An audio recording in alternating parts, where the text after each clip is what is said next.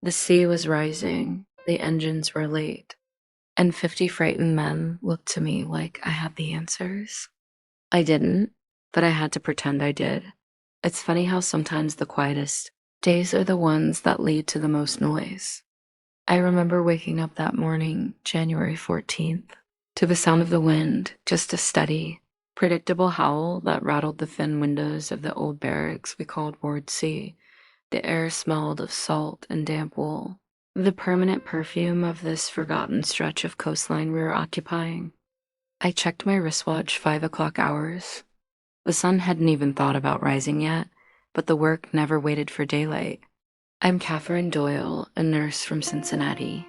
Never thought I'd trade the predictable routine of the general hospital for sandbagged huts on the edge of the Atlantic, dealing with everything from trench foot to what the men called the 1,000-yard stare. But here we were. We were a small temporary station, just far enough back from the main action to feel safe, but close enough to hear the faint rumble of the great exhausting fight happening somewhere beyond the horizon. Our job was stabilization, comfort, and, most importantly, keeping spirits intact until transport arrived. That morning, as I slipped into my uniform starched, even here, a small comfort in the disorder of war, I noticed the tide. It was higher than usual, much higher. The ground outside our makeshift hospital entrance, normally dry and packed, was slick with dark mud, and the lapping sound of the water was closer, almost aggressive. It wasn't a storm surge. It was just elevated. I made a mental note to mention it to Dr. Jones when he finally stumbled in. The sea here was always temperamental, but today it felt impatient. I walked through the long, narrow room that housed Ward C 50 beds, 50 men, 50 unique stories of courage and exhaustion. The air was warm and heavy, thick with the scent of antiseptic, coal smoke from the stove, and the faint, sweet smell of drying laundered sheets. Everything had a texture here: the coarse wool blankets, the smooth, cool metal of the bed frames, the grit of fine sand perpetually tracked in despite our best efforts. My first patient stop was Private Thompson. He was only 19, looked younger, and had been lying there for weeks recovering from a serious concussion. He wasn't injured graphically. He just needed rest, quiet, and someone to read him the sports page when the mail finally managed to arrive. I adjusted the scratchy blanket around his shoulders. "Morning, Private," I whispered, my voice kept low so as not to wake the others. "How's the headache this morning?" He blinked slowly, eyes struggling to focus in the dim light cast by my kerosene lamp. "Better, Nurse Doyle. Sounds like the ocean is trying to break in. She's just flexing her muscles today," I replied, forcing a lightness into my tone. Nothing we haven't handled before, but as I said it, the worry tightened in my chest. The noise of the water was unusual. It wasn't just the sound. It was the frequency. It felt like the sea was constantly reaching, not receding. I moved down the row, checking charts, dispensing early pain relief, and encouraging the men who were restless. Routine was paramount. Routine was the anchor that kept us all from floating away into anxiety. The whole place was built on routine. At 6 o'clock, the stove would be roaring. Nurse Davies would start boiling water for weak coffee, and the smell of breakfast, usually oatmeal or powdered eggs, would finally mask the antiseptic. At 7 o'clock, bandages were changed. 8 o'clock, doctor's rounds. This structure was designed to breed calmness, and it worked most days. Today, the routine shattered at 6:15. I was stirring a pot of gruel when Lieutenant Harris burst through the heavy blackout curtain, his face flushed not just from the cold outside, but from urgency. He usually moved with the slow, deliberate pace of a man trying not to disturb the wounded. Today, he looked like a gust of wind. "Nurse Doyle." "Evacuation order. Immediate." The word immediate hung in the smoky air. The handful of men who were awake froze. The scraping sound of my wooden spoon against the metal pot seemed deafening. "Immediate?" "Sir, the transport isn't scheduled until tonight," I said, my voice steady despite the sudden spike of adrenaline. We had 50 patients, about 20 of whom were fully bedridden or non-ambulatory, and the rest were still weak. Moving them was a delicate, hours-long process, not a sudden sprint. Change of plans.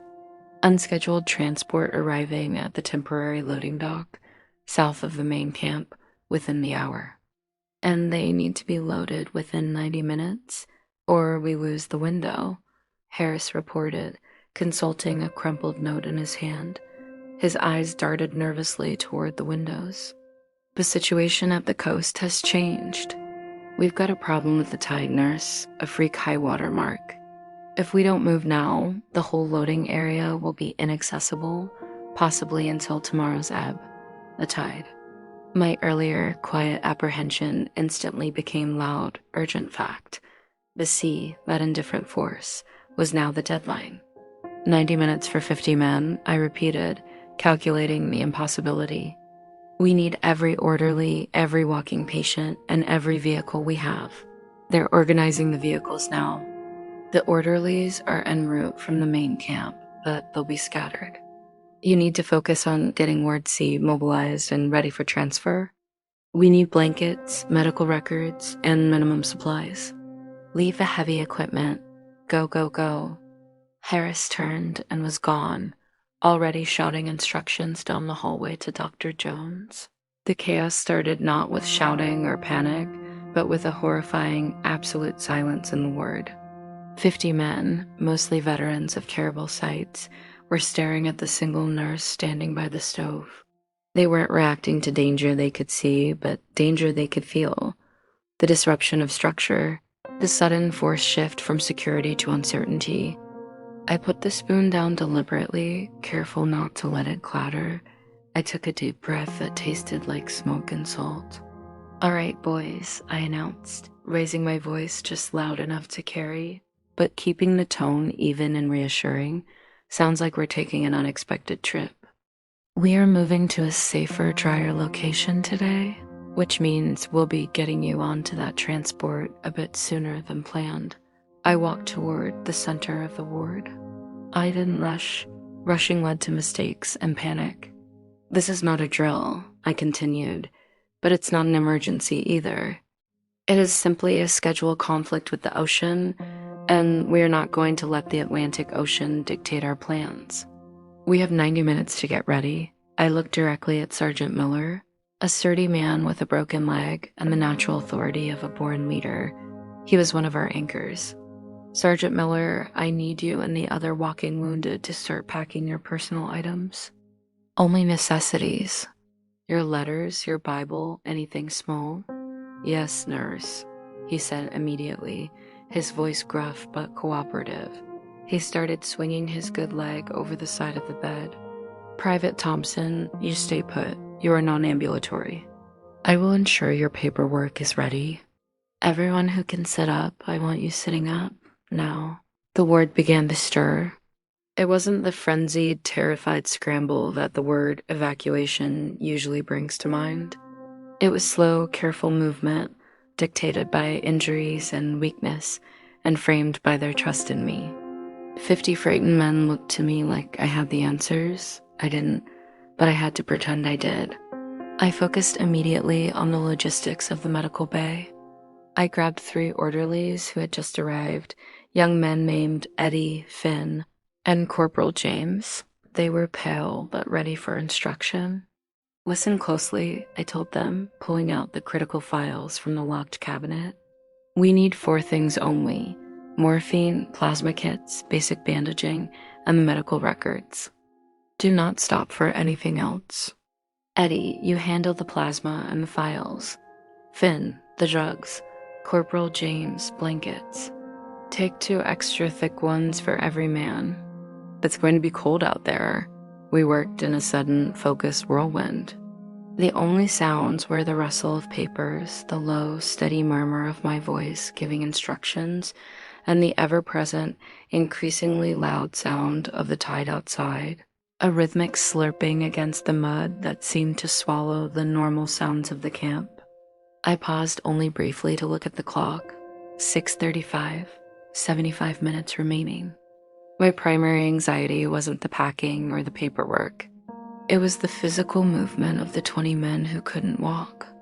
We relied on stretchers, but the path to the temporary dock was uneven, sandy, and now likely waterlogged. We needed strong, steady bearers. Sergeant Miller, I called across the room, watching him competently direct the semi-ambulatory patients. You and your detail are now the transport crew. I need 6 teams of 2. You will carry the first wave of stretchers. We move together, slowly, no dropping. Understood, nurse. We're moving the non-ambulatory first, then the files, then ourselves. His organization was a godsend. These men understood discipline and chain of command, even when their bones were aching and their anxiety was high. They understood that following the procedure meant safety. I went over to the bedside of Private Thompson again. He was pale. Evacuations were terrifying for patients with head injuries. The movement could exacerbate their symptoms. Thompson, you are going to be carried by Sergeant Miller and Corporal James. They are the steadiest hands we have. You just hold tight to the edges of the stretcher, keep your eyes closed if the movement bothers you, and focus on the sound of my voice. I will be right ahead of you. Are we safe, Nurse Doyle? He asked, his voice shaking just a little. I squeezed his shoulder gently. We're going to be safe, Private. We just have to move quickly and intelligently. That's all. I had to maintain the illusion of complete control, even though inside, the logistical challenge felt mountainous. We were moving 50 lives based on the fluctuating moods of the Atlantic. The main doors swung open again, and Dr. Jones entered, rubbing sleep from his eyes and looking instantly alert. He was a man who preferred quiet reading to sudden action. Doyle, the situation is worse than Harris indicated, he said quietly, pulling me aside near the boiling stove. The water is already over the main path to the south dock. They are trying to find a route through the upper scrubland, but it's rougher, uneven. We need absolute coordination. We are focusing on mobility, Doctor. I have the stretcher teams designated. We are prioritizing the records and plasma. The men are calm for now. Good. I need to triage the ambulatory patients one last time. Make sure no one tries to walk who shouldn't. He paused, looking around at the organized movement, the efficient folding of blankets, the careful wrapping of splints. You've done well, nurse. Keep that pace. The pace wasn't fast. It was measured. It was the rhythm of necessity, not panic. 6:55. 55 minutes left until the projected load time. The first group of stretchers was ready. These were the heaviest men, or the ones most severely injured, but still safely transportable. Sergeant Miller and his crew lifted the first stretcher, moving with practiced care. Their movement was stiff but synchronized. I grabbed the heavy metal box containing the essential medical documents. These files represented years of life and service, and I felt the weight of that history in my arms. If we lost the paperwork, these men might simply disappear from the records. Ward C, we are moving out, I announced. Sergeant Miller leads the way. Everyone else follows quietly, single file. Ambulatory patients, you keep your hands free to assist the stretchers if needed. Eyes on the person in front of you. Let's go. Stepping outside was a sensory shock. The dawn was breaking gray and cold, illuminating a scene that confirmed my fears. The ground was indeed saturated. The sea wasn't just near. It was creeping across the entire area. Small pools of dark, brackish water lay everywhere, reflecting the weak light. The air was thick with mist and the sharp scent of ozone. We started across the ground toward the scrubland path. The earth under our feet was soft and yielding. Every step required extra effort, a constant, muscular struggle to keep balance, especially for the men carrying the stretchers. I walked backward for the first 10 yards, facing my patients. I needed to see their expressions, needed to offer eye contact and reassurance. Steady, Miller.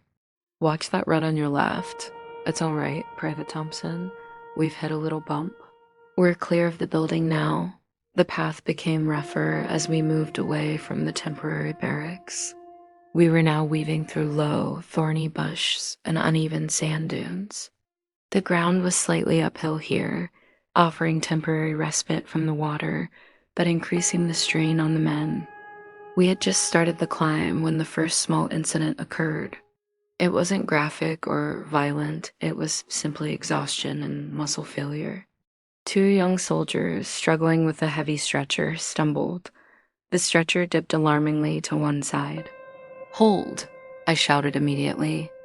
I rushed forward. The patient, a man named Henderson, let out a choked sound, more surprise than pain. His head had tilted uncomfortably. "I'm sorry, nurse," one of the bearers gasped, his face slick with sweat. My foot slipped in the sand. "It's all right. Just adjust," I instructed, laying my hands on the stretcher frame to help steady it. "Take a 5 count, breathe. Now lift together. 1, 2, 3, lift." They regained their footing, their coordination temporarily restored by the small break and the sound of a commanding voice. I learned early on in this war that sometimes the simple act of counting and commanding a breath was more effective than any drug.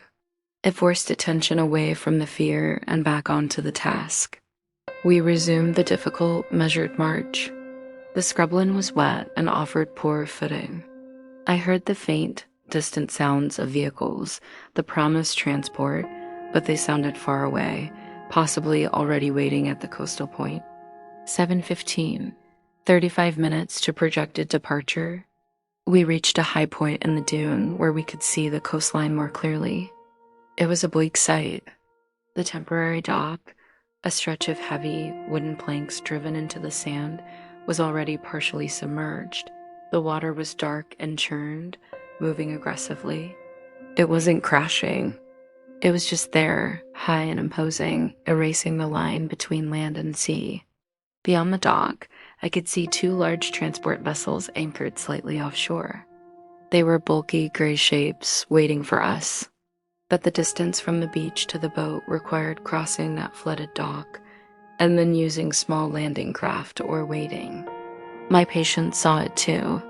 Even the ones focused on carrying stretchers glanced up and saw the sheer proximity of the ocean.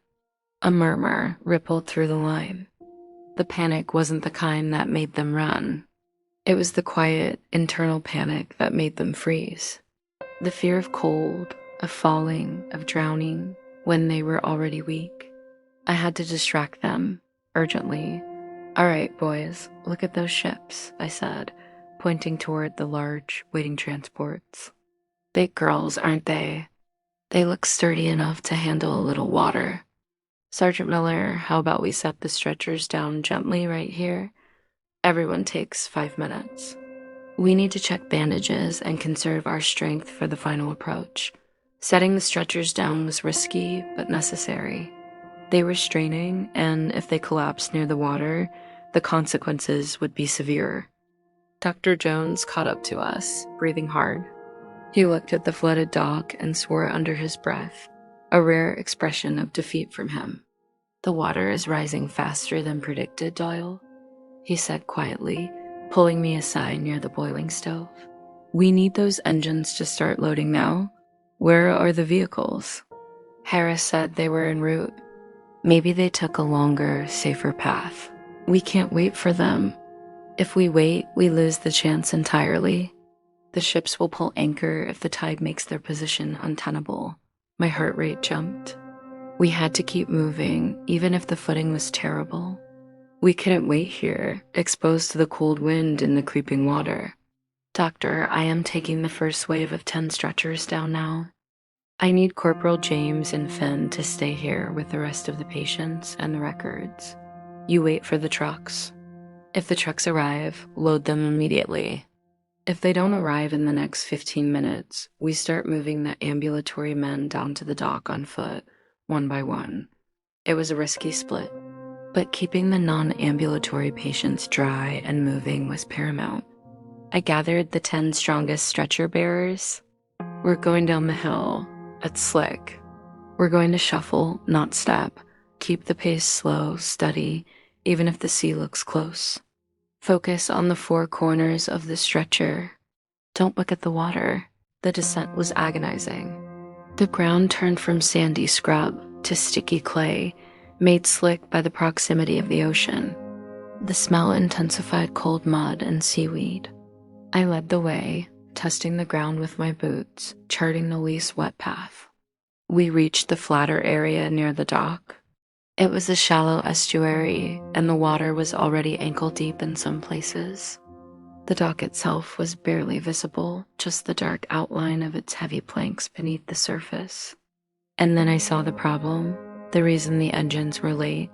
One of the anticipated transport trucks was half submerged about 50 yards away, its wheels hopelessly mired in the deep mud churned by the high tide.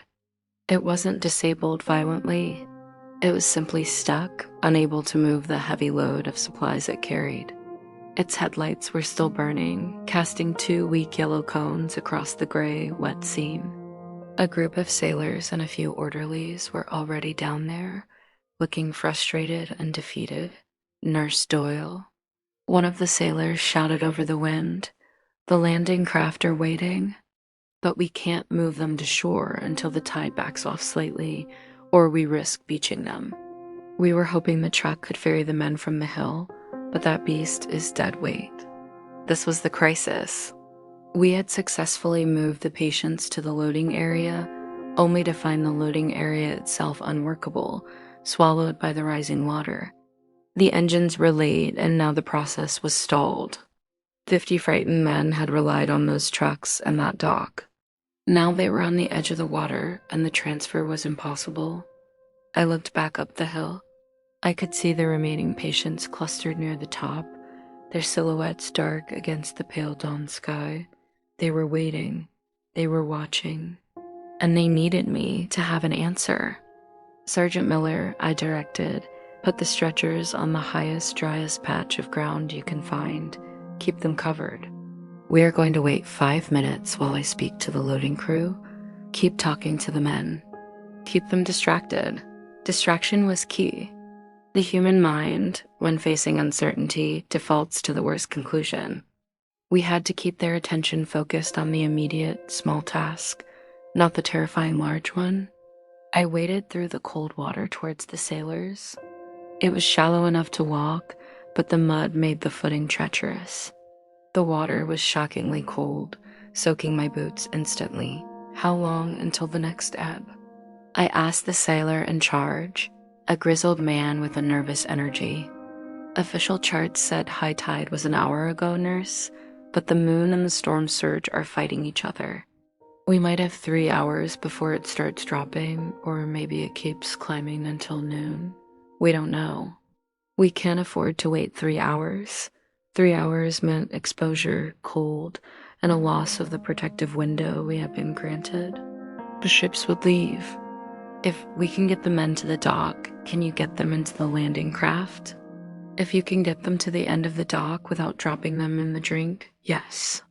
But look at the angle," he pointed. The few planks that were above water were slick with algae, making a smooth transfer of a heavy stretcher almost impossible. "It's too dangerous, nurse. We risk injury." He was right. We had strict orders, no injuries during transit. I looked back at the 50 men. They were still waiting for direction. They were depending on the illusion that I was in control, that this was just a temporary logistical hiccup. I had to adapt the plan. The high ground where the stretchers rested was 50 yards away.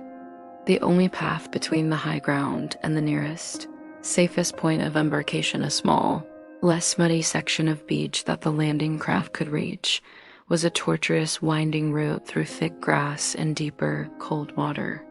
"All right," I told the sailor. "We are changing the plan. We are not using the main dock. We are going to use the smaller inlet 50 yards south. I need 3 of your strongest men to assist my orderlies. We are moving the patients again, one by one, to that inlet." The sailor hesitated. "But that's further through the wet ground, nurse. It's better footing, and it's less of a drop into the water." We can wade the last 20 feet safely if we have enough manpower. We have 90 minutes to load. I need every set of hands I can get. I turned and waded back toward my patients. The cold was beginning to penetrate my uniform, a deep, pervasive chill that reminded me of the seriousness of the situation. As I reached the cluster of stretchers, I saw that Private Thompson was crying silently. Tears tracked down his temples into his hair.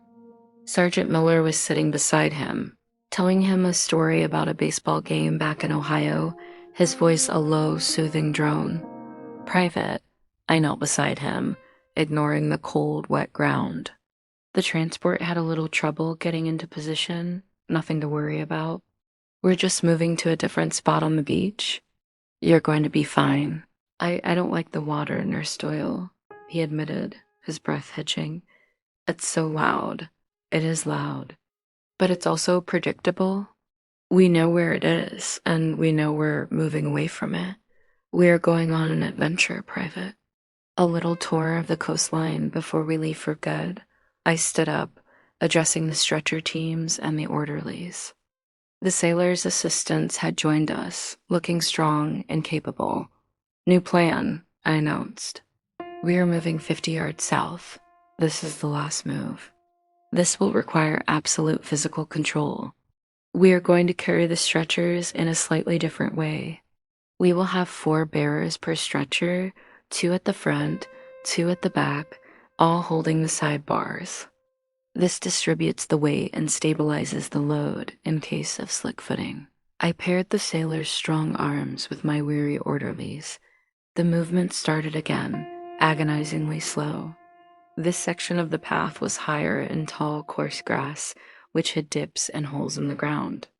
I walked in front, using a long stick I found to probe the ground for hidden obstacles. The tension was mounting, but it was a quiet, internal tension, the sound of heavy breathing, the soft creak of the stretchers, and the ceaseless, insistent sound of the water. This phase of the evacuation felt endless. It wasn't about speed. It was about momentum. If we stopped, the collective anxiety would overwhelm us. We had to keep moving, even if the progress was inch by inch. I spent the next 45 minutes managing movement. Every single step, every shift of weight required my focus. I talked constantly, directing, encouraging, maintaining that crucial illusion of competence and certainty. Sergeant Miller, easy over that clump of weeds. Keep the stretcher level. Finn, shift your weight. Use your legs, not your back. Private Daniels, you're doing wonderfully. Just a few more yards. We finally reached the small, muddy inlet. It was barely 20 feet of beach before the water, but it was sheltered from the worst of the current, and the ground felt marginally firmer. The sight of the landing craft approaching was a relief that nearly buckled my knees. They were small, flat-bottomed boats designed for beaching. They pulled up as close as they dared, their engines idling softly, making a low, comforting drone. But now came the most dangerous part of the entire operation, the transfer from land to boat and the dark, cold water. The tide had continued its slow, merciless creep. We were standing in 6 inches of cold water. By the time we finished the transfer, it could be 8 or 10. We need a human chain, I instructed the sailors. 3 of you in the water, holding onto the side of the landing craft. My orderlies and ambulatory patients will be on the beach side. The stretcher bearers will pass the load across the chain, and the men in the water will carefully guide the stretcher onto the deck. Dr. Jones arrived with the remaining patients, who had walked the treacherous path slowly, supported by each other. He looked exhausted, but relieved to see the boats. "We are running out of time, Doyle," he whispered. "The captains are getting nervous." "Understood, Doctor. Start loading the walking wounded now." The transfer began. It was a ballet of strain and precision. The 4 bearers approached the water's edge. The sailors, standing in the cold waves, braced themselves. "Steady," I commanded, watching the first stretcher. The bearers waded into the water. The transition from solid ground to the slippery deck of the landing craft was a moment of acute danger. If the stretcher slipped, the patient would be plunged into the cold ocean. I stood right beside them, my hands hovering, ready to grab the railing or the blanket, ready to absorb any misstep. The first patient was across. Success. The relief was palpable, but we had 39 more to go.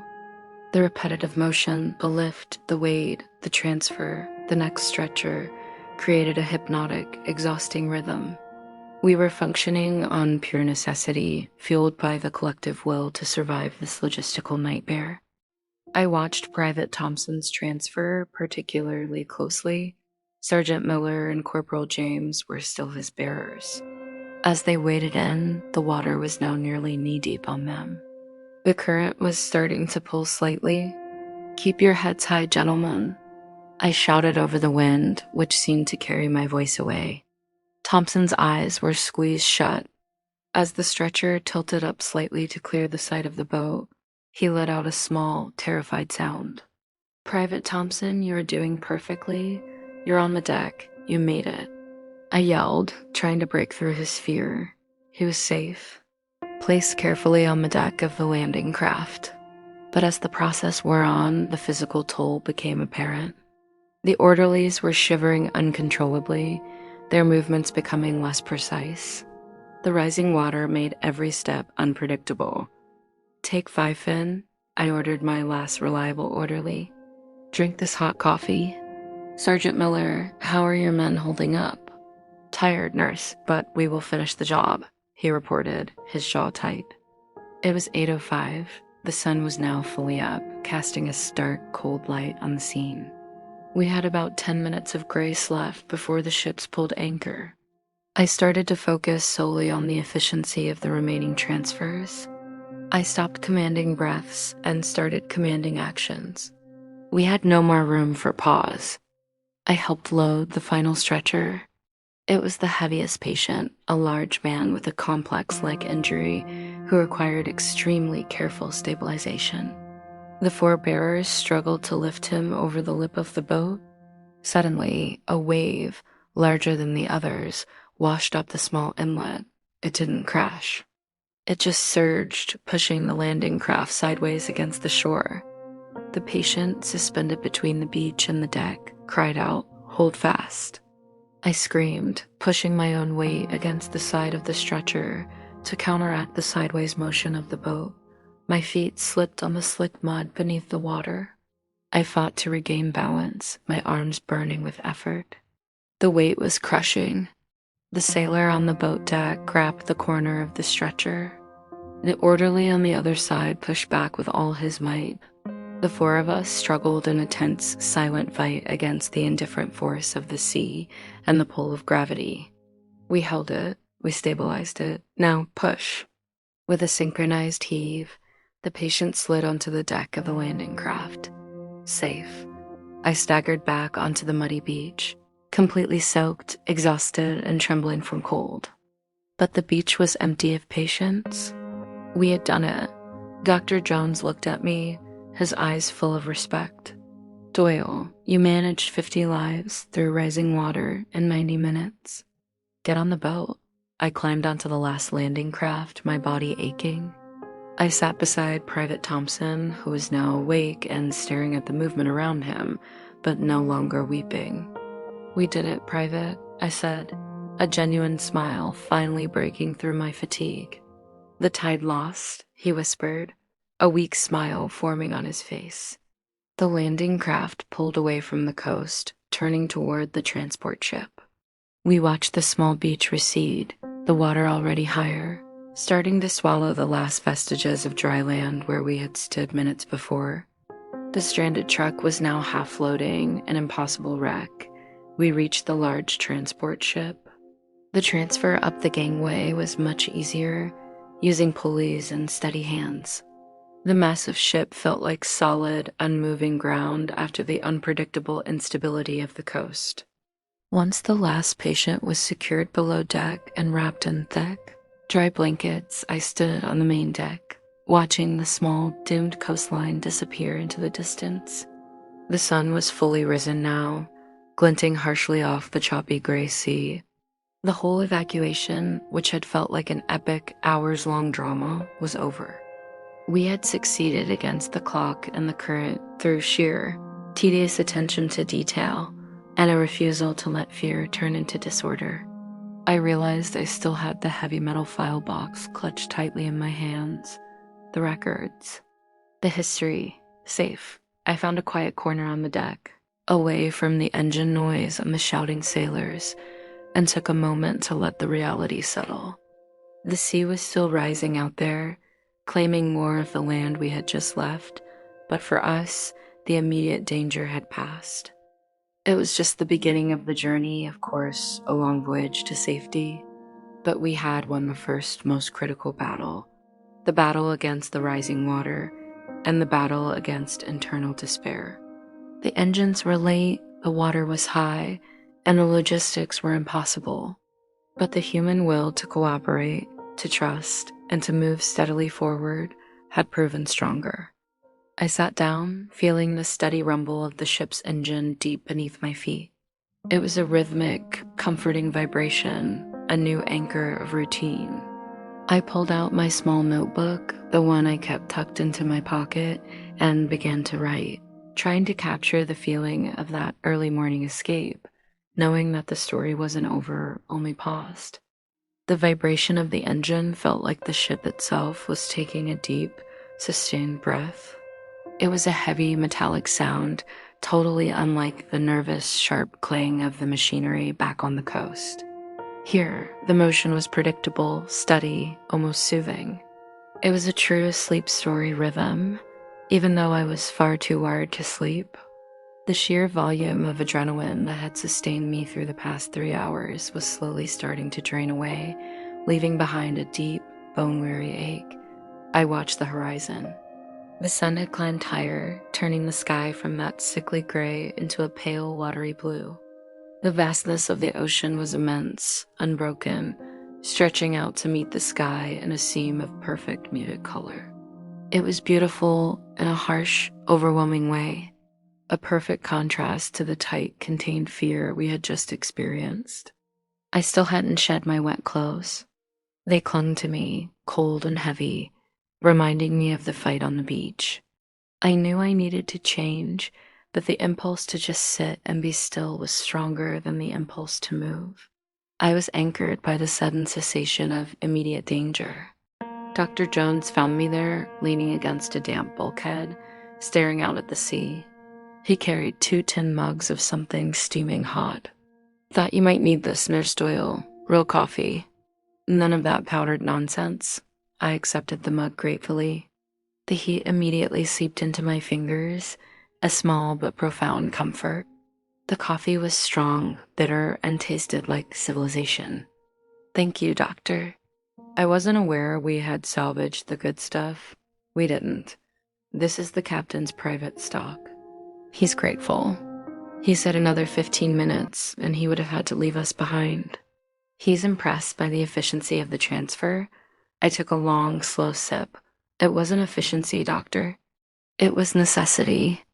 The men simply followed orders to avoid falling into the water. Fear is a powerful motivator, perhaps. But organization channels that fear. You kept them focused on the task, not the terror. That's leadership, Doyle. How are the patients below deck? They're resting. The ones who walked are already asleep. The non-ambulatory patients are secured. I checked Private Thompson. He's still pale, but the movement didn't seem to aggravate his condition. Just exhaustion. Good. I'm going to set up a small triage area in the mess hall. We need to monitor vital signs for the next few hours. The shock, the exposure, it could catch up with them. We can't relax yet. I understand. Give me 10 minutes to change into dry clothes, and I'll meet you there. Dr. Jones nodded and walked away, his stride still tired but purposeful. I looked down at the coffee mug, tracing the condensation on the cool metal. This little act of standing here, drinking decent coffee, felt like an immense luxury after the visceral struggle of battling the high tide and the treacherous mud. I finally forced myself to move. I found my small duffel bag, one of the few personal items I had insisted on keeping close, and found a small, empty storage closet to change. The relief of pulling on dry woolen stockings and a dry uniform was exquisite. The cold, heavy, damp sensation lifted, and with it, a layer of lingering anxiety. When I emerged, I felt marginally more human, ready to resume the routine that the sea had so rudely interrupted. The lower deck of the transport ship was a maze of steel bulkheads and narrow passageways. The air was warmer here, scented with oil steam and the faint metallic aroma of a working ship. It was noisy, but it was a predictable noise. The deep thrumming of the engines, the clatter of metal, the muffled voices of the crew. I made my way to the mess hall. It was a large open room, now filled with rows of cots laid out across the wooden floor. This was our temporary ward toward Doyle, I thought wryly. The sight of the men resting brought a fresh wave of exhaustion, but also satisfaction. They were tucked into thick, dark gray blankets provided by the Navy, their faces softened by sleep. They were safe. Sergeant Miller was awake, propped up against a wall, meticulously polishing a pair of boots that seemed too large for his current frame. Nurse Doyle, feeling better? He asked, not looking up. The repetitive motion of the rag against the leather was clearly a comforting ritual for him. Much, Sergeant, and you. That leg must be aching after all that exertion. It is, but the warmth is helping. And watching those boys sleep, that's a good kind of ache. You did remarkably well, Sergeant. You were the reason we kept the pace steady. Your focus was exactly what we needed. He finally looked up, a ghost of a proud smile touching his lips. It's hard to panic when someone else is telling you exactly where to put your feet, nurse. We just followed the plan. Didn't look at the ocean. This confirmed my theory. The illusion of control was the greatest medicine. I moved through the improvised ward, checking pulses, adjusting blankets, whispering soft words of reassurance. Every patient was accounted for, their files neatly stacked beside Dr. Jones's makeshift desk. I stopped at Private Thompson's cot. He was sound asleep, his breathing shallow and regular. I gently placed the palm of my hand on his forehead, checking for fever. Cool. The fear had subsided into deep rest. Dr. Jones started dictating his notes into a small, handheld recorder. Doyle, I'm documenting the exposure and shock levels. We need comprehensive reports for the transfer hospital. This rushed evacuation complicates their treatment history. I have the physical records ready, Doctor. I kept them dry and secure. I'll start transcribing the event log now. The task of writing was another form of decompression. It took the frantic, chaotic motion of the morning and forced it into linear, logical sentences. It was the imposition of order onto disorder. I found an empty space on the floor near the stern of the ship, where the engine vibration was strongest, and settled down with my metal file box and a clean ledger. I began writing, detailing every step, the exact time of the order, the weather conditions, the state of the tide, the names of the stretcher bearers, the transfer method at the inlet. Every small detail helped to ground the overwhelming experience. I wrote for hours. The ship churned steadily onward. The movement was a gentle, rolling sway, a vast improvement over the jarring unevenness of the sandy coast. The sensory details of the journey now shifted from the harsh cold and mud to the comforting warmth and the metallic smells of the vessel. I documented the interaction with Lieutenant Harris, the discovery of the stranded truck, the conversation with the nervous Navy loading crew. I described the exact way we leveraged the stretchers over the hull of the landing craft, noting the required effort and the potential for slippage. It felt less like a medical report and more like a tactical diary. As the morning wore on, the other hospital staff, 2 other nurses, and 3 other orderlies joined us in the improvised ward. They had been scattered across the different transports, managing their own groups. We shared silent, exhausted glances of mutual recognition and relief. We were a team of survivors having navigated an impossible logistical trap. Nurse Davies, usually strict and unflappable, sat down next to me during a lull. She looked like she had seen a ghost. "I thought we were going to lose the last few, Catherine," she whispered, her voice rough. The water was waist deep on poor Private Gentry when we lifted him. It was close, Helen, too close. But we didn't lose anyone, and we didn't incur any new injuries. That's the only measure of success right now. It was the silence that got me, she admitted, rubbing her tired eyes. The men were so quiet, just following, trusting. It was terrifying.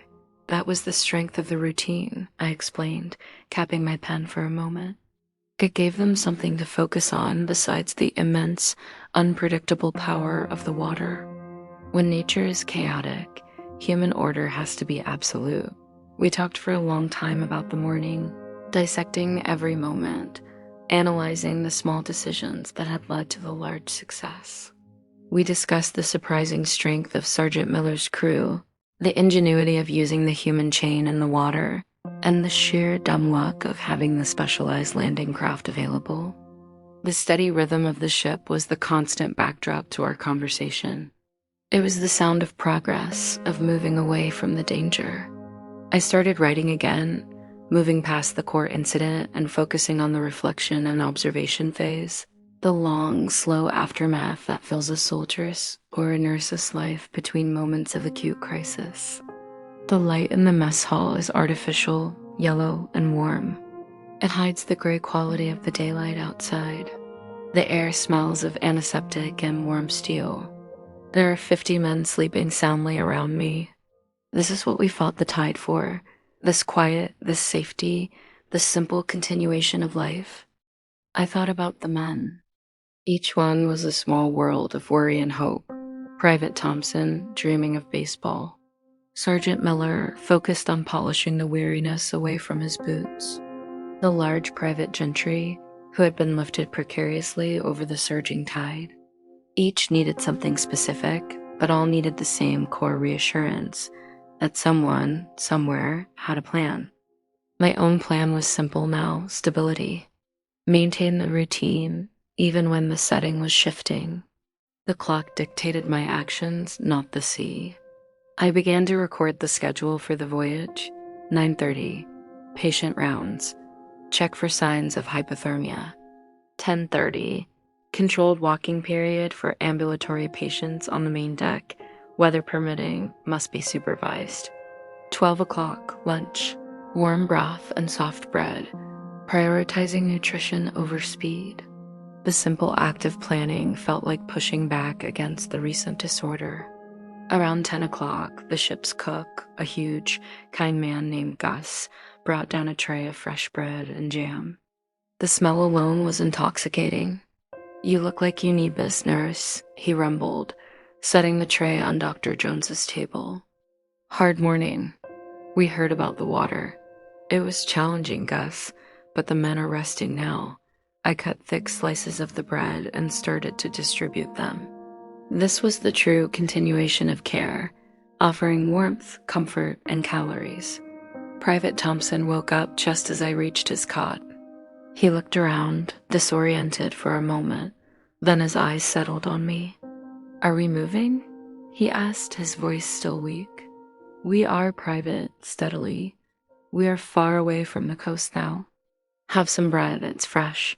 He accepted the slice, gripping it tightly. "Thank you, Nurse Doyle. You don't need to thank me. Just focus on resting." The day transitioned slowly into afternoon. The ship continued its steady journey. The atmosphere in the mess hall was quiet, almost entirely peaceful.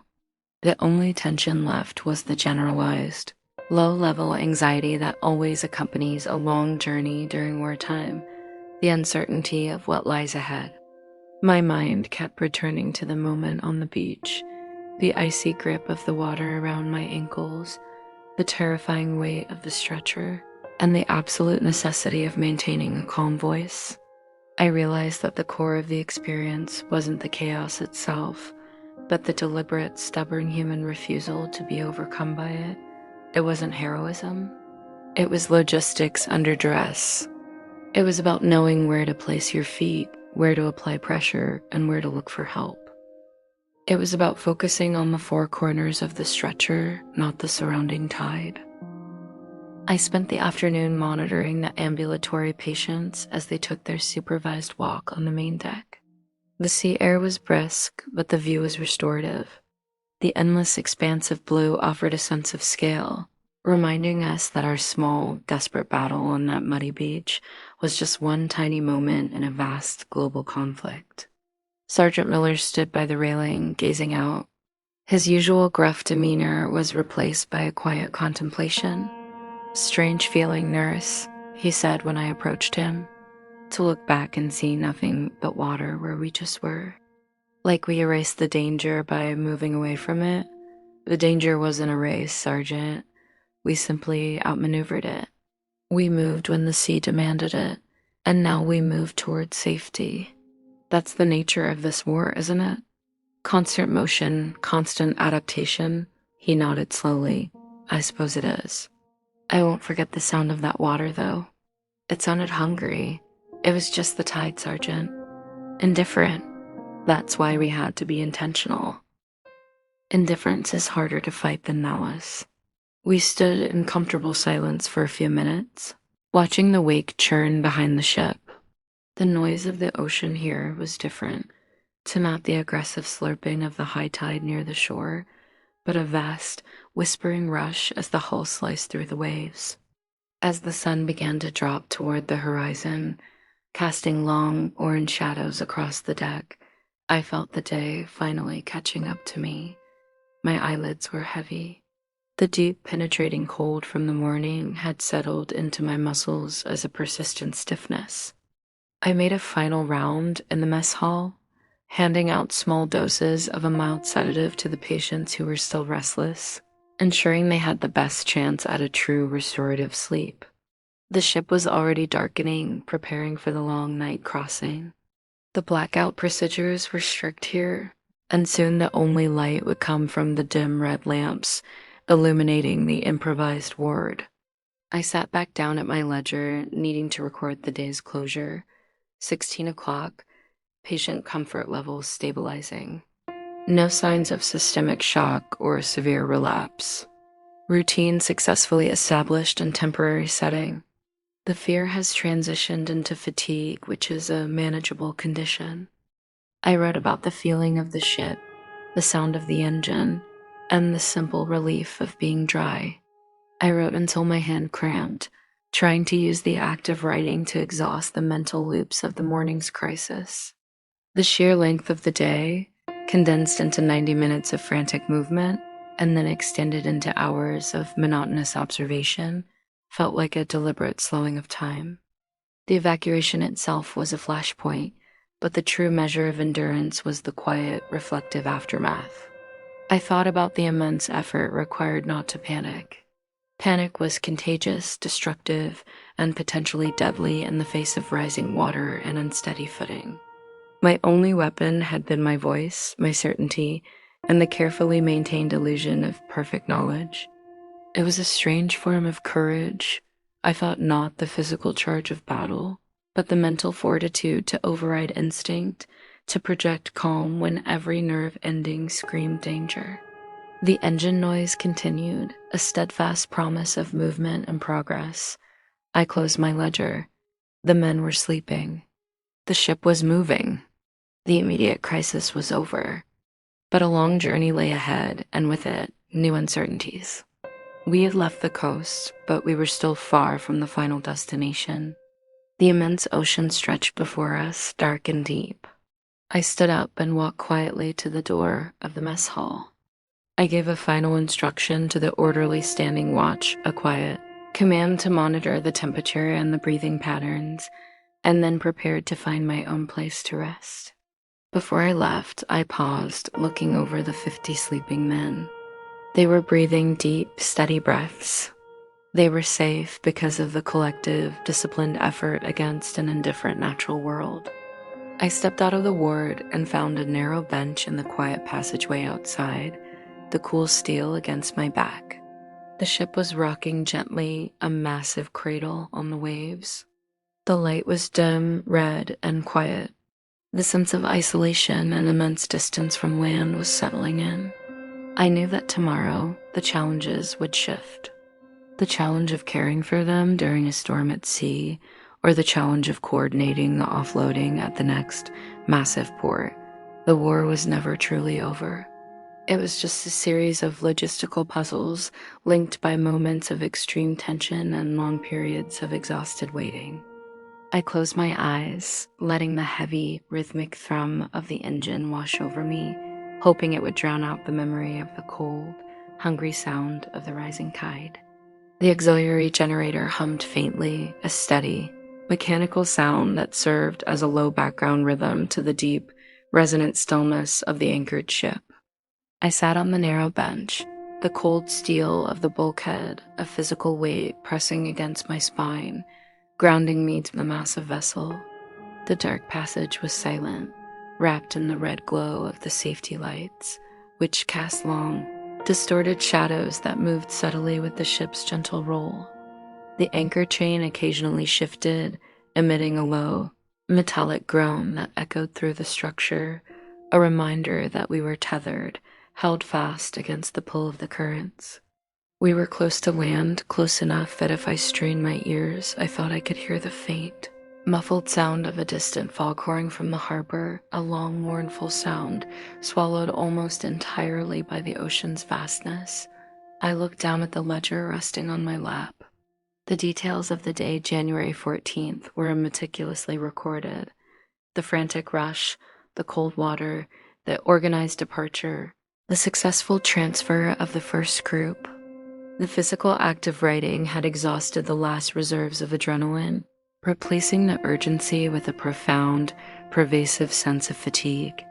Now, in the deep hours of the morning, hours that bled from the end of the 14th into the beginning of the 15th, there was nothing left to do but wait and listen. The silence in the temporary ward was the most striking thing. Before, back on the coast, the quiet moments were always punctuated by the specific noises of the field hospital, the soft murmur of men in pain, the rattling of thin windows in the wind, the scraping of boots on packed earth. Here, the noise was internal, the language of the ship itself. It was the sound of the metal breathing. I thought about the men sleeping just beyond the door. 25 lives held safe by steel and careful planning. They were the remnant, the most fragile, who needed the secure transfer that only a docked ship could provide. Their trust was a heavy responsibility, a weight far greater than the metal file box I had carried through the rising tide. I decided to make another round. Movement, even slow, quiet movement, was better than sitting still in the darkness, letting the memory of the morning's cold seep too deep into the bones. I pushed open the door to the mess hall gently. The red light inside was dim, but sufficient. Nurse Davies was curled up on a cot in a corner, catching a brief, much-needed period of rest. The current orderly on watch, Finn, sat stiffly near the entrance, his shoulders slumped but his eyes open, constantly sweeping the room. Finn gave me a silent nod of recognition. I moved slowly among the cots. I wasn't looking for emergencies. I was looking for small signs of comfort, for the continuation of their healing. I adjusted a blanket here, repositioned a pillow there, my hands moving with the practice, quiet precision of years of nursing. Private Thompson, Leslie, was still deeply asleep. His breathing was so shallow it was barely perceptible. I pressed 2 fingers gently against his wrist. Steady, stronger than the frail body suggested. He was surviving the shock. I lingered at the cot of Private Gentry, the man who had been nearly submerged during the final transfer. He was resting on his side, his large frame finally still. His murmurs had ceased. I noted the precise angle of his bandaged leg, ensuring the makeshift splint was secure and not pressing uncomfortably. His body was generating warmth now, a vital sign of stabilization. The ship swayed just slightly, a long, deliberate motion that carried the entire structure a few feet side to side. It was like being rocked in a giant metal hand. This motion, which might have caused seasickness in others, felt strangely natural after the morning's frantic land movement. It was the movement of necessity carrying us forward. I reached the far side of the ward where the only visible porthole was covered by a heavy, thick blackout curtain. Even though we were anchored, the rules were absolute. I placed my ear close to the cold metal of the hull near the porthole. I could hear the sea distinctly now, not the violent slurp of the tide, but the vast, continuous sound of waves meeting the steel, a million soft, rushing sighs. It was the sound of an immense presence, indifferent to the small human drama taking place inside. I imagined the sea outside, cold, deep, and stretching out into the utter darkness. It felt like a mirror of the war itself, vast, uncontrollable, and requiring constant, vigilant respect. We have faced its immediate threat and survived, but its presence was constant. I returned to Finn. He looked utterly exhausted. "Finn," I whispered, "you have been on watch for 4 hours. You need to rest." "I will take over until the shift change at 6 o'clock. I can stay, Nurse Doyle," he insisted, his voice cracking slightly. "I feel responsible for them. Your best service now is rest, Finn. You carried stretchers all morning. You need to recharge. The ship is quiet. The men are stable. Go, rest." He didn't argue further. The exhaustion was too deep. He nodded, gave a final look around the room, and slipped out into the passageway, leaving me alone in the silent vigil. I took the stool Finn had vacated. I pulled out my ledger again, not to write notes, but simply to hold the physical object, the tangible record of control. I watched the red light reflecting on the polished metal floor. The passage of time here was sluggish. Minutes stretched into an endless sequence of soft, repetitive sounds. Every hour felt like an entire watch. I focused on small details, the texture of my wool uniform against my skin, the faint, persistent smell of ship oil mixed with iodine, the slight tremor in my own hands when I held them still. I sat there, focusing on the endurance of the weight. It was a different kind of labor than the morning's frantic rush. The morning had required muscle and speed. The night required patience and unwavering mental stability. It was the endurance phase of the operation. I thought about my home in Cincinnati, the predictable rhythm of the general hospital, the 7 o'clock siren test, the rush of shift change, the specific, reassuring smell of clean linoleum. That world felt fictional now, a pleasant dream disconnected from the reality of sleeping on a cold steel deck, waiting for a chance to dock 1,000 miles away. The core realization that struck me, deep in that quiet, isolated watch, was that the essential element of safety wasn't protection from the outer world, but the maintenance of the inner world's order. We couldn't control the tide, the port capacity, or the engine failures, but we could control the routine of care, the quiet demeanor, the constant check on vitals. That human consistency was the only true antidote to the chaos. The hours crept past. 4 o'clock. The ship gave a more pronounced creak this time, a loud, heavy sigh of metal, perhaps as the current shifted its grip on the anchor. No one stirred. They were too deeply enveloped in necessary sleep. 5 o'clock. The transition from deepest night to false dawn. I heard the distant sounds of the ship's crew starting their early duties, a heavy footfall in the passageway above, the faint rush of water being moved somewhere in the bowels of the vessel. The generator's hum seemed to intensify slightly, preparing for the day's needs. At 5:30, Dr. Jones quietly entered the ward. He looked like he'd had barely any rest, his hair tousled, his movements slow. "Morning, Doyle," he whispered, pulling a chair up near my stool. "Morning, doctor. All stable. Temperature's nominal. No distress. Excellent. You should have slept. The adrenaline takes its time to burn off, doctor. I preferred the watch." "It's quiet enough for thinking," he sighed, running a hand across his jaw. "Thinking is dangerous out here. We need action, and action is coming. The light is changing. We sat together for the last half hour before the official start of the shift, talking in low murmurs about the logistics of the receiving hospital, the expected treatment protocols, the needed transfers of specialized equipment we hadn't been able to bring. It was planning for the future, a positive, proactive act against the static nature of waiting. 6 o'clock, the shift change. Nurse Davies and Corporal James returned, looking somewhat refreshed. Nurse Doyle, you must get some rest now, Davies insisted.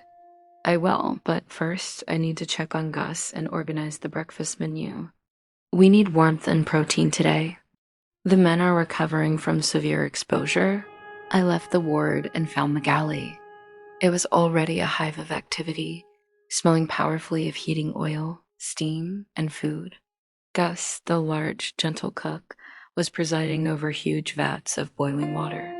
Gus, we need the thickest possible porridge this morning, and if you have any tea leaves left, strong, hot tea. We are battling lingering cold. I understand, nurse. We're preparing 3 gallons of navel porridge. It's thick enough to stand a spoon in. It'll stick to their ribs and keep the chill out. I helped Gus portion out the bread and prepared the trays. A simple, repetitive task that felt enormously comforting. The physicality of preparing food was a necessary contrast to the mental strain of the night. By 7 o'clock, the sun had fully risen. Its light was cold and white, streaming through the portholes, chasing away the red glow of the night lamps. The men began to wake up to the delicious, comforting smell of hot food. The new morning of January 15th brought a new sense of urgency, even though we were still anchored. We were now functioning as a fully operational, if makeshift, hospital ward at sea. The routine took over completely, demanding focused attention, breakfast, medication, comprehensive wound checks, and careful assisted hygiene. I spent time with Private Thompson, encouraging him to sit up and eat slowly. He was visibly stronger, the fear of the previous morning replaced by a quiet, determined focus on recovery. Do you know when we will dock, Nurse Doyle? He asked between slow bites of porridge.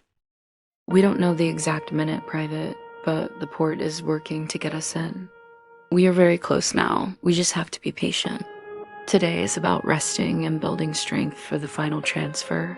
It feels like we're just floating. Like we're stuck. We are not stuck. We are anchored securely, waiting for the safest possible moment to move.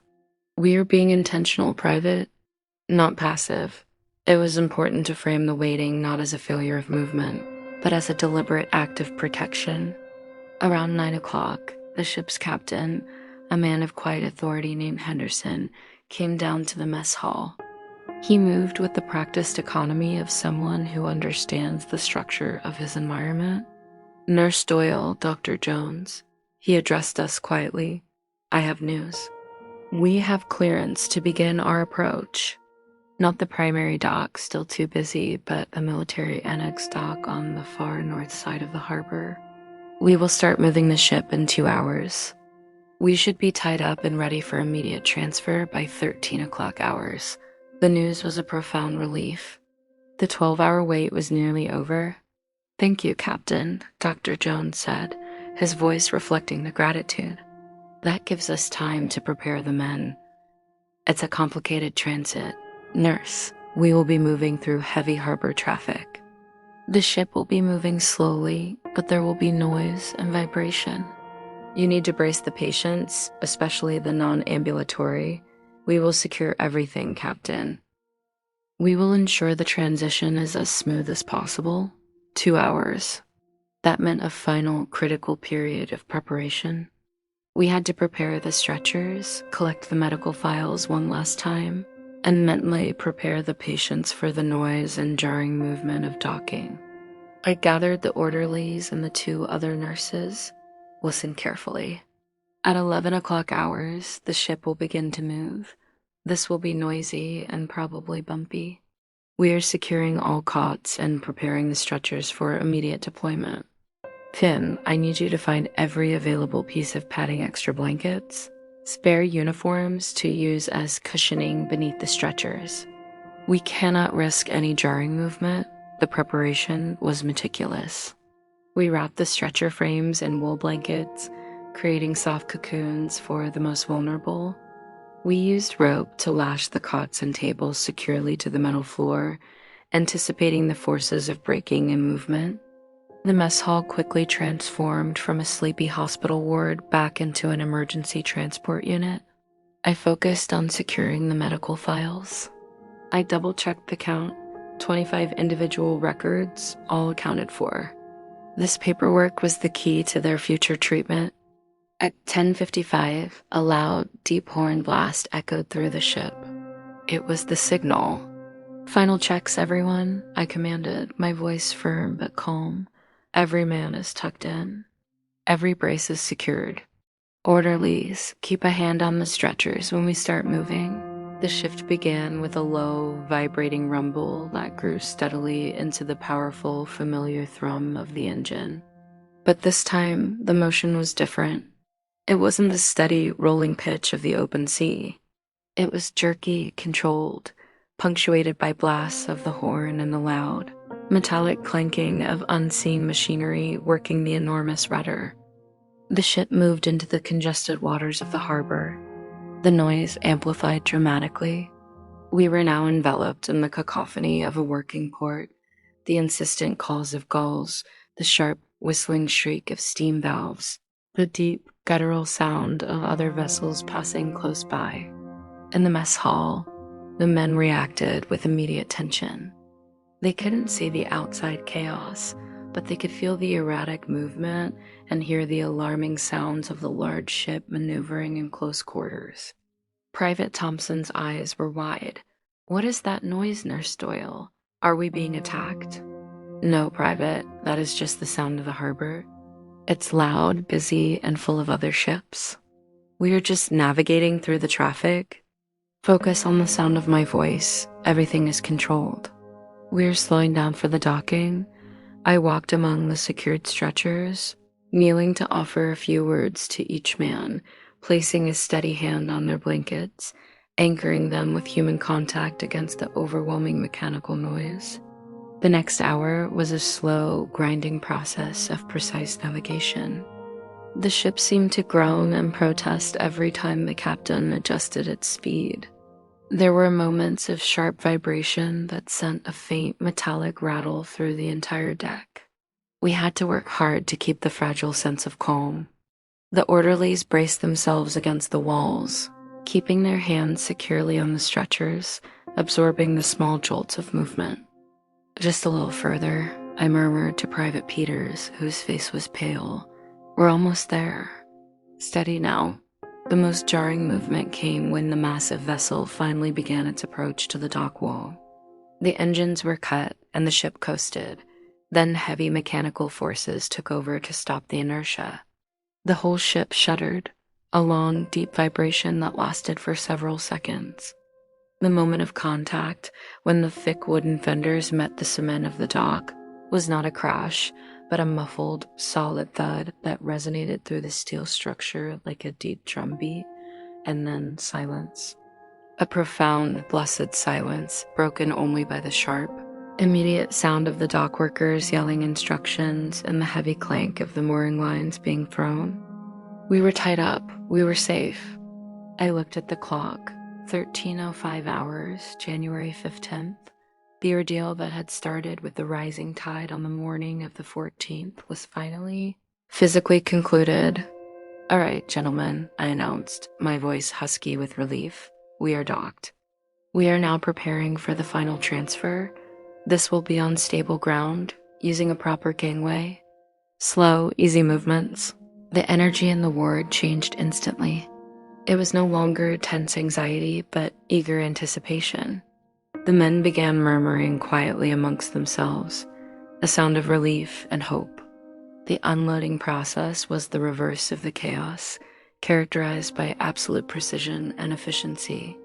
The dock itself was cold, bustling, and smelled of diesel fuel and brine, but it was solid, unmoving ground. We coordinated with the receiving medical transport teams. They had specialized, wheeled stretchers and were clearly professionals used to the careful handling of wounded men. The transfer from the ship's deck down the wide, secure gangway and onto the waiting ambulances was methodical. Dr. Jones took the lead, overseeing the medical handoff, ensuring every patient was properly identified and accounted for. I focused on the physical movement, working with the orderlies and the new transport crew to ensure the angle of the stretcher remained level, that no cold wind hit the exposed patients, and that the transfer was entirely free of jarring jolts. One by one, the 25 remaining patients, our most precious cargo, were moved off the ship and loaded into the ambulances. When we lifted Private Thompson onto the final transport stretcher, he reached out a weak hand and touched my arm. "It's over now, Nurse Doyle," he whispered.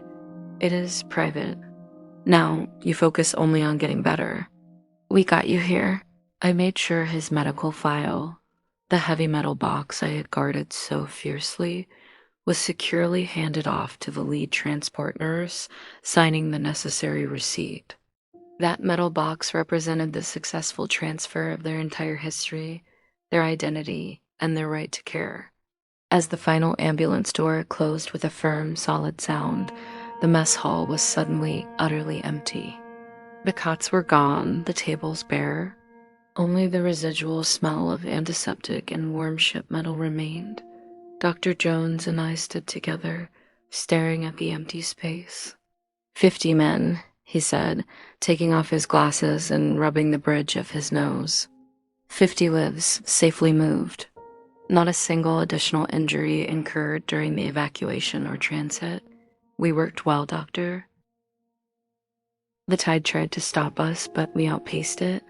You outpaced it. Doyle, you were the anchor, the rhythm they followed. The praise felt overwhelming, but the immense, crushing weight of responsibility was finally lifting.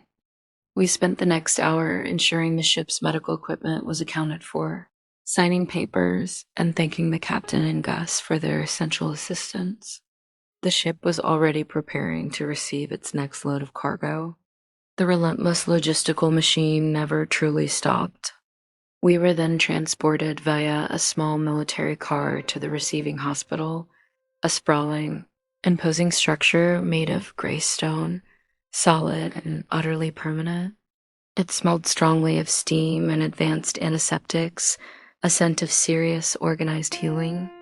Walking into the administrative center felt like stepping back into the predictable world of professional medicine I knew.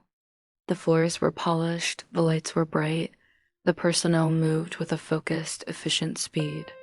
Our task was now to verify the placement of our 50 men. We spent hours in the admissions office, checking lists, confirming room numbers, and ensuring that every patient from Ward C was correctly logged into the system. I found the ward where Private Thompson was resting.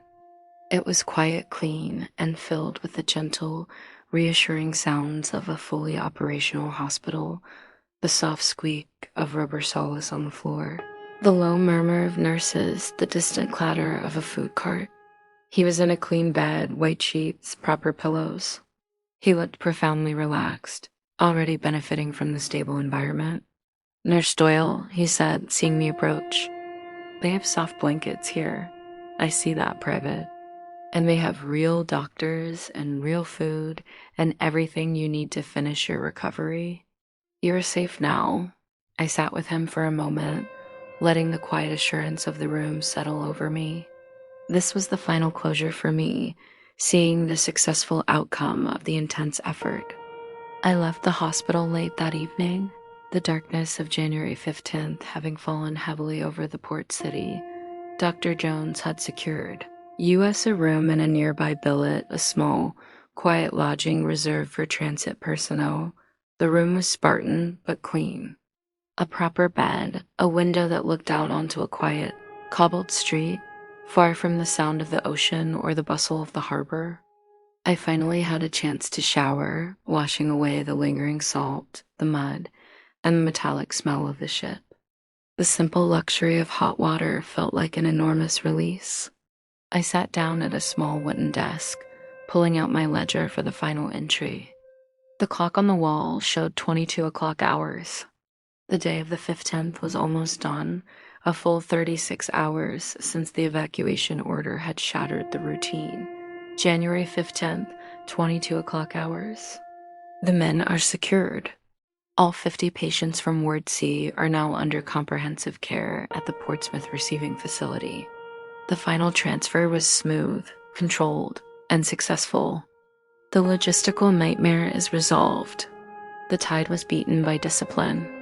I wrote about the feeling of the hospital, the scent of genuine sterility, the sound of predictable routine. It was the antithesis of the chaotic coast and the uncertain sea voyage. It was the safe harbor we had been fighting toward.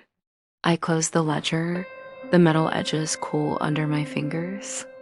The story was complete, not a story of great battle, but a story of endurance, of the sheer, stubborn will required to shepherd human life through logistical impossibility.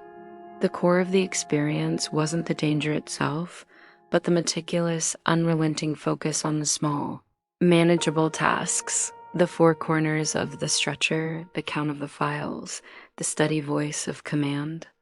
I laid down on the clean, firm mattress. The lack of the ship's engine noise, the absolute stillness of the land felt strange, almost too quiet. But it was a peaceful quiet, a quiet earned through tireless, selfless work. I let my mind drift, focusing on the simple rhythm of my own breathing. The memory of the high tide, cold and hungry, was still vivid, but it was receding, just like the water eventually recedes from the shore. It was a memory of a lesson learned, that in the face of immense and different forces, human organization is the only raft. I closed my eyes, letting the profound weariness of the past 2 days finally claim me. The world outside was quiet, the war was distant, and the 50 men were safe.